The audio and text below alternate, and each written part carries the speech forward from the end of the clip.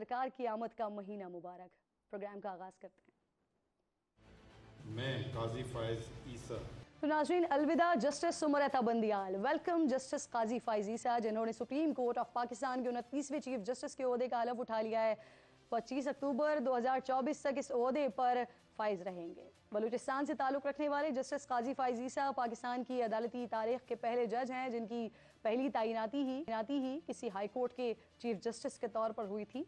Justice काजी फायज ईसा ने बतौर chief justice फ़राइज़ ऐसे वक्त में संभाले हैं कि जब सुप्रीम कोर्ट में ज़ेर इल्तिवा मुकदमात की तादाद 54,000 से ज़ायद है और मुल्क के सबसे बड़े ऐवान इंसाफ में मौजूद जजेस में तकसीम का तासुर गुज़िश्ता कुछ अरसे में बड़ा गहरा हो चुका है। जस्टिस काजी फायज ईसा के कई साबका चीफ जस्टिस से इख्तलाफात रहे हैं, जिनका वाज़े इजहार वो अपने इख्तलाफी नोट्स में करते रहे हैं, और कुछ साबका चीफ जस्टिस की जानिब से उन्हें केसेस से दूर रखकर भी इसका ऑब्वियसली इजहार किया जाता रहा है। चीफ जस्टिस की तरफ से अज़खुद नोटिस लेने का मामला हो या कभी बेंचेस की तश्कील के इख्तियारात की बात हो, काजी फायज ईसा हमेशा अपने उसूली मौक़िफ़ पर डटे रहे हैं और उनके किए गए फैसलों में भी इसकी झलक बड़ी नुमाया नजर आई है। जस्टिस काजी फायज ईसा ने बतौर सुप्रीम कोर्ट जज कई अहम फैसले दिए हैं, जिनमें फौजी अदालतों के खिलाफ फैसला, हुदैबिया पेपर्स मिल, फैसलाबाद धरना केस, ख़वातीन के विरासती हुकूक, सरकारी अमलाक के तहफ़्फ़ुज़ से मुताल्लिक़ अहम फैसले शामिल हैं। 2019 में नाज़रीन, तहरीक इंसाफ हुकूमत ने जस्टिस काजी फायज ईसा के खिलाफ बैरून मुल्क असासे ज़ाहिर न करने से मुताल्लिक़ सदारती रेफरेंस दायर किया था। जस्टिस फायज ईसा ने इस रेफरेंस को चैलेंज किया और इस दौरान वो और उनकी अहलिया सरीना ईसा इसी सुप्रीम कोर्ट में अपनी सफाइयाँ पेश करते रहे। लेकिन फिर वक्त का पहिया घूमा। हुकूमत जाने के बाद खुद पीटीआई चेयरमैन ने रेफरेंस को अपनी गलती करार दिया।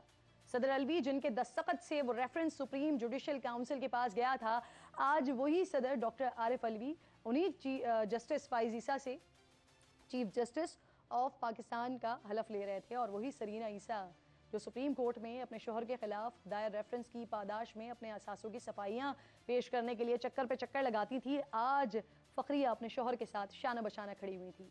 क्या ये एक खामोश पैगाम था? 26 अक्टूबर 1959 बलूचिस्तान के ज़िला कोयटा में पैदा होने वाले ये चीफ जस्टिस काजी फायज ईसा ने लंदन से बार लॉ के तालीम हासिल की है और 1998 में वो सुप्रीम कोर्ट के वकील बने हैं। वकालत के शानदार करियर के बाद जस्टिस काजी फायज ईसा की पहली तकर्री 15 अगस्त 2009 को chief justice Balochistan high court की हैसियत से हुई थी। फिर 5 सितंबर 2014 को वो इस सुप्रीम कोर्ट के जज मुकर्रर हुए, जहां 16 साल पहले उन्होंने वकालत की थी, और आज वो इंसाफ के सबसे बड़े ऐवान के नशेबो फराज से कामयाबी से गुजरते हुए चीफ जस्टिस के ओहदे पर आ चुके हैं। 3 साल पहले जब जस्टिस काजी फायज ईसा अपनी ही अदालत के कटहरे में खड़े हुए थे और अदालती तकसीम का तासुर अपने उरूज पर था, तो उस वक्त हर तरफ यही सोच मौजूद थी कि जस्टिस काजी फायज ईसा का चीफ जस्टिस बनना ये इंतहाई मुश्किल बल्कि शायद नामुमकिन हो। लेकिन वो कहते हैं ना कि एक प्लान वो होता है जो इंसान बनाता है और एक मंसूबा वो होता है जो अल्लाह रब्बिल जलाल ने बनाया होता है, और फिर होता ऑब्वियसली वही है जो अल्लाह रब्बिल जलाल को मंजूर होता है। तमाम खदशात, अंदेशे, साजिशें, ये सब अपने उसूलों पर खड़े रहकर जस्टिस काजी फायज ईसा ने इन तमाम को शिकस्त दी है। जस्टिस ईसा ने ओहदा संभालते ही अपने एग्रेसिव अंदाज के साथ अपनी इनिंग्स का आगाज़ किया है। सबसे पहले तो practice and procedure act case में उन्होंने फुल कोर्ट तश्कील दे दिया है, जिसकी समाअत कल से होगी। उनकी आमद के साथ ही सेक्रेटरी ऑफ स्टाफ ऑफिसर्स भी तब्दील हो गए हैं।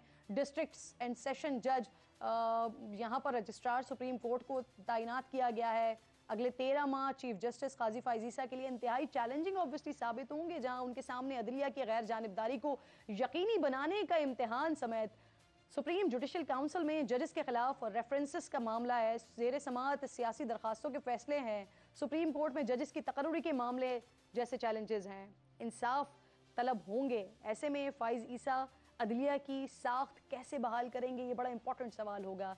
अदालत में तकसीम को कैसे ख़त्म करेंगे, और क्या सबसे इंपॉर्टेंट ये है कि ये सब कुछ काजी फायज ईसा साहब कर भी पाएंगे। शामिल करूँ साहब, ये जस्टिस काजी फायज ईसा साहब, इन्होंने अपने वक्त में बड़ी मुश्किलात काटी हैं। हमने देखा है, विटनेस किया है उनको कि एक वो वक्त जब उनके ऊपर वो सदारती रेफरेंस आया और उसी की बुनियाद पर फिर उनकी अहलिया को बाकायदा तौर पर अदालतों के चक्कर लगाते हुए हमने देखा।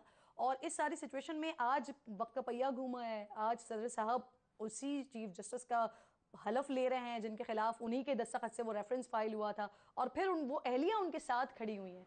तो ये एक बड़ा खामोश पैगाम भी दिया गया है, समझते हैं आप। और इस सारे उनकी जर्नी को और अब आने वाले 13 महीने को कैसे देख रहे हैं? देखिए ऑब्वियसली एक जो हमने गुज़िश्ता चंद माह के दौरान मुल्क में आइन और कानून की हालत देखी, उसमें अदलिया का बड़ा इंपॉर्टेंट किरदार है। और जाने वाले चीफ जस्टिस साहब अपने फैसले के अंदर लिख के कहे कि अदलिया के फैसलों की बेतौकीरी हुई। तो ये एक बहुत बड़ा चैलेंज होगा मोअज़्ज़ज़ चीफ जस्टिस साहब के लिए कि किस तरीके से ना सिर्फ अदलिया को इंसाफ करना है, फिर उसके ऊपर इम्प्लीमेंट भी करवाना है। इसलिए कि हालिया अरसे में तो हमें जो चीज़ें नज़र आ रही हैं, परवेज़ इलाही साहब को आज दोबारा फिर गिरफ्तार कर लिया गया, दीगर जो मुकदमात हैं, मिसिंग पर्सनस हैं, वो सियासी कैदी हैं, वो गायब हैं, सहाफ़ी गायब हैं, इमरान रियाज खान 4 महीने हो गए वो गायब हैं, किसी को नहीं पता किधर हैं। तो बहुत सारी ऐसी चीज़ें हैं जो काजी फ़ाइज़ ईसा साहब के लिए, जिसे कहते हैं ना, एकदम से उस जगह पे आए कि जहाँ पे ये नहीं है कि उनको कोई टाइम मिलेगा कि वो सेटल हों।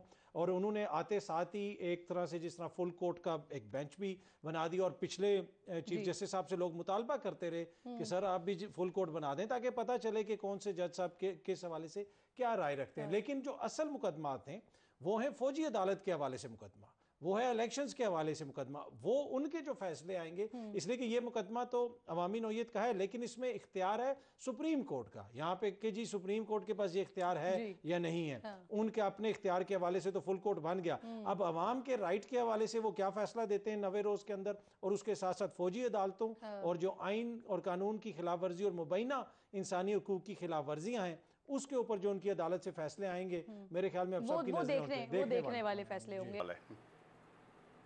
जी, जब अतर इससे पहले कि मैं आपसे ज़रा ये कल क्या होने वाला है इस पर बात करूँ ना, मैं चाह रही हूँ कि जो मैंने आपसे आगाज़ में सवाल किया था उस पर अफनान साहब की भी राय ले लूँ। अफनान साहब, ये जो अहलिया को अपने पहलू में लिया है उन्होंने उस दौरान के जब वो हलफ ले रहे हैं, तो इस पर तारीफ भी हो रही है, तनकीद भी हो रही है। बहुत सारे लोग कह रहे हैं कि बड़ा अच्छा एक मैसेज दिया गया है, विमेन एम्पावरमेंट की भी बात हो रही है, और साथ साथ बहुत सारे लोग मुख्तलिफ जाविये से देखते हुए इसको तनकीद कर रहे हैं। मुस्लिम लीग नून कैसे देख रही है, आप कैसे देख रहे हैं इसको? देखिए, हमने जो है वो फर्स्ट हैंड एक्सपीरियंस किया हुआ है, ये जो परसिक्यूशन होती है ना स्टेट की तरफ से, और उसके अंदर जो है वो ज़ाहिर है वो इंसान तो सफ़र करता है जिसके साथ परसिक्यूशन होती है, मगर उसकी फैमिली भी बहुत ज़्यादा सफ़र करती है। और सेरीना विलियम्स साहिबा जो है उन्होंने बड़ी बहादुरी से अपने शौहर का साथ दिया है। सॉरी जी, सेरीना ईसा साहिबा जो है उन्होंने बड़ी बहादुरी से जो है वो उसका मुकाबला किया है उन मुश्किलात का, जो कि आसान नहीं होता। आपका जो है वो शौहर के ख़िलाफ़ सुप्रीम जुडिशल काउंसिल में करप्शन का केस जाली बना दिया जाए, उसको जो है थ्रेटन किया जाए, आपके घर में लोग घुस के आ जाएं, तो ये तमाम चीज़ें जो हैं वो ज़ाहिर है, और वो उनके साथ खड़ी रही हैं। तो मुझे तो इस बात की खुशी है कि वो जब ओथ के टाइम पे वो उनके साथ थी। और इसमें मेरा ख्याल है इससे ज़्यादा रीड नहीं करना चाहिए कि जी मतलब आप तनकीद अगर करनी है तो कर लें, वरना मैं इससे ज़्यादा उसको रीड नहीं करता। ठीक, अच्छा अतर ये इम्कान जाहिर किया जा रहा है कि कल जो समाअत होने जा रही है उसको हम बराह रास्त टीवी पर दिखाया जाए, इस तरह के मुतालबे भी हो रहे हैं, इस तरह की बात भी हो रही है। इससे पहले नवाज शरीफ साहब, शाहिद खाकान अब्बासी साहब, चेयरमैन पीटीआई भी इस तरह का मुतालबा कर चुके हैं कि उनके केसेस की कार्रवाई जो है वो टीवी पर दिखा दिए जाए। तो अगर ये हो जाता है ऐसा, तो आप क्या समझते हैं कि ट्रायल में शफाफियत आ सकेगी, या जो इल्ज़ाम तराशियाँ हो रही हैं वो बंद होंगी, या फिर इससे एक और नया दरवाज़ा कोई खुल जाएगा? क्या होगा? आई थिंक ये ओपन जस्टिस का जो प्रिंसिपल है ना, वो ये है कि सिर्फ इंसाफ ना हो, इंसाफ होता हुआ भी नजर आए, और ये एक बड़ा प्रिंसिपल है जस्टिस का। तो मेरे ख्याल में अगर मुकदमा चलेगा, कौम देखेगी कि किस तरह किसने क्या आर्गूमेंट दिए, किसने क्या वहां पे अपना मौक़िफ़ रखा, तो ये तो चीज़ बड़ी अच्छी है। लेकिन अगर इसको सिर्फ टिकर चलाने के लिए बनाना है और सिर्फ वो अपने वहां पे ये कि जी मैं ये कह दूंगा तो वो टिकट टीवी पे चल जाएगा, ये हमने देखा अनफॉर्चुनेटली, बदकिस्मती से गुज़िश्ता 8-10 साल के दौरान पाकिस्तान में यही कुछ होता है। अब इन सारी चीज़ों के साथ अगर इंसाफ होगा ना तो वो नज़र आ जाता है, वो टीवी पे ना भी हो ना, वो वैसे भी लोगों को नजर आ जाता है। तो जब इंसाफ होगा, जिस तरह अभी सरीना ईसा साहब की बात ना हो, इंसाफ हो। देखिए अभी सरीना ईसा साहिबा का जिक्र किया कि उनको जिस तरीके से उनके एक तरह से विक्टिमाइज किया गया। देखिए अब उनके ऊपर भी ये है कि इस वक्त क्या पाकिस्तान की जो बाकी सारी ख्वातीन हैं उनके भी जो हकूक है उनको भी प्रोटेक्ट करना है। ठीक है, यहाँ पे आधी आबादी का हिस्सा तो ऐसे ख्वातीन जिनको घर वाले जायदाद में हिस्सा नहीं देते, देखें ये बड़ा इंपॉर्टेंट है ये सारी चीजें, और उसके साथ साथ जो पॉलिटिकल वर्कर्स के साथ हो रहा है, खदीजा शाह के साथ हो रहा है, दीगर लोग ख्वातीन के साथ हो रहा है, उनकी जमानतें नहीं हो रही। तो आप असल में इशू ये है कि पाकिस्तान में हर कोई अपना अपना मैसेज देता है। हो सकता है आधे लोगों ने ये मैसेज लिया हो कि उन्होंने किसी और को पैगाम दिया कि तुमने मेरे साथ ये किया था और देखो आज मैं और मेरी बीवी यहाँ पे। कुछ लोग ये पैगाम ले रहे हैं कि हो सकता है वो पैगाम दे रहे हो कि अब पाकिस्तान की किसी माँ बेटी बहन के साथ नाइंसाफ़ी नहीं होगी, अब हम आ गए और अब किसी के साथ नाइंसाफ़ी हम नहीं करने देंगे। तो हम तो यही पॉजिटिव पैगाम ले रहे हैं कि चाहे जिसके साथ भी हो इंसाफ हो। सही सही।